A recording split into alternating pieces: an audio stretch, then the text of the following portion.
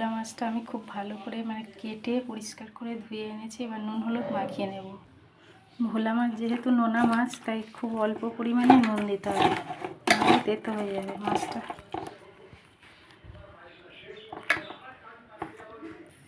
নুন হলুদ ভালো করে মাখানো হয়ে গেছে। এদিকে কড়া তেল দিয়েছি, তেলও গরম হয়ে গেছে। এবার মাছগুলো আমি ভেজে নেব।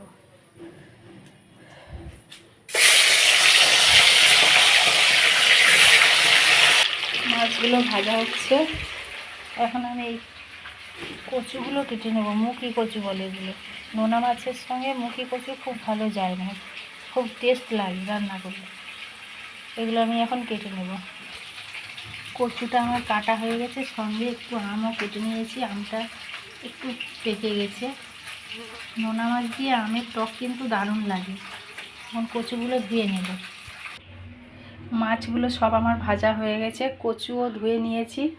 এখন তরকারিটা বসানোর জন্য মাছের যে মাছ ভাজার তেলটা ছিল কড়ায়, সেইটার মধ্যে আমি দুটো কি তিনটে দু কোয়া রসুন আর একটা ছোট্ট কোয়া রসুন কুচিয়ে নিয়েছি, ভালো করে দিয়ে দেবো।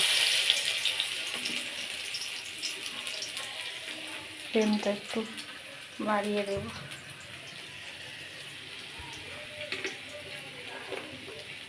একটা মিডিয়াম সাইজের পেঁয়াজ নিয়েছি কুচিয়ে, সেটাও দিয়ে দিলাম।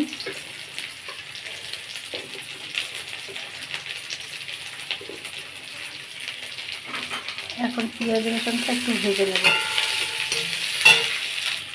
একটা শুকনো লঙ্কা দু টুকরো করে নিয়েছি, সেটাও দিয়ে দেবো। অল্প একটু গোটা জিরে নিয়েছি, দিয়ে দেবো। সব রান্না মোটামুটি আমি খুব অল্প তেলেই রান্না করার চেষ্টা করি। পেঁয়াজটা একটু ভাজা ভাজা হয়ে এসছে, পেঁয়াজ রসুনটা। এখন একটা মিডিয়াম সাইজের টমেটো কুচিয়ে নিয়েছি, একটু আদা গ্রেট করে নিয়েছি, আর দুটো কাঁচা লঙ্কা চেরা করে নিয়েছি, সব দিয়ে দেবো।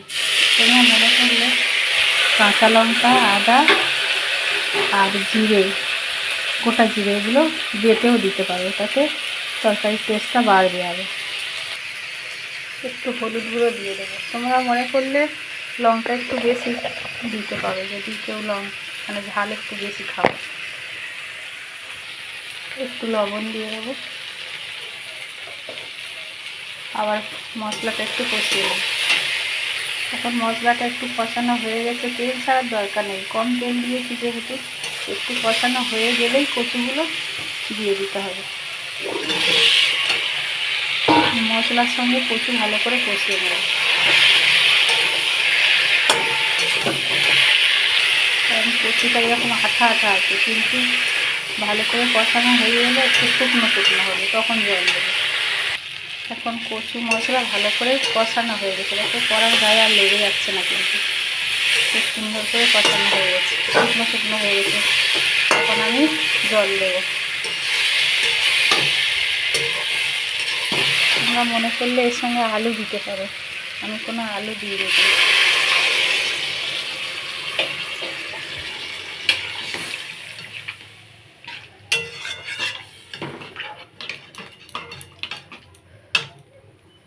এই কচুটাকে অনেকে গাঁটি কচুও বলে। আর একটু জল দিয়ে দেবো। এখন ঢাকা দিয়ে দেবো। এখন খুলে দেখি কেমন হয়েছে কচু, দেখি কেমন সেদ্ধ হয়েছে। সেদ্ধ হয়ে গেছে প্রায়, ঝোলটাও খুব সুন্দর কালার হয়েছে, আর ঝোলটা অনেকটা কমে গেছে। এখন মাছগুলো দিয়ে দেবো।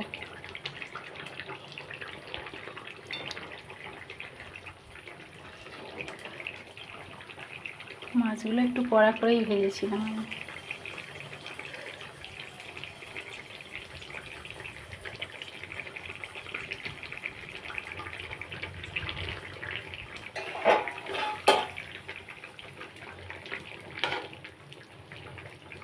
একটু মাখা মাখা, অল্পক্ষণের জন্য একটু ফুটিয়ে নিয়ে নামিয়ে নেব।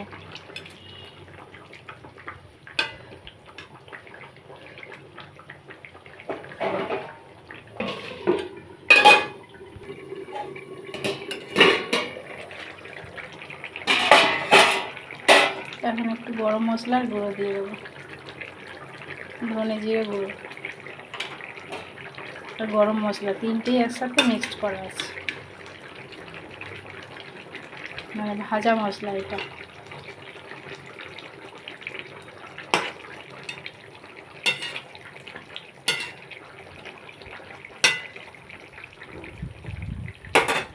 এই 1 মিনিট মতো ফুটিয়ে নেব। কচু দিয়ে ভোলা মাছের ঝোলটা আমার হয়ে গেছে।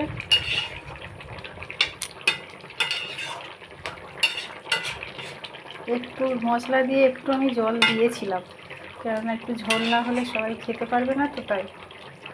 খুব সুন্দর হয়েছে। তাহলে পুরো ভিডিওটা কেমন হলো অবশ্যই জানাবে, আর অবশ্যই ভিডিওটা লাইক কমেন্ট শেয়ার করে দিও, ফলো করে পাশে থেকো। আরও এরকম ভালো ভালো রান্নার ভিডিও পেতে চ্যানেলটা সাবস্ক্রাইব করে রেখো। এখন তরকারিটা ঢেলে নেব। কচু দিয়ে ভোলা মাছের ঝোল দারুণ হয়েছে না? তাহলে তোমরাও বানিয়ে খেও এইভাবে, আমি ঠিক যেভাবে করলাম। পুরো ভিডিওটা দেখার জন্য অনেক ধন্যবাদ।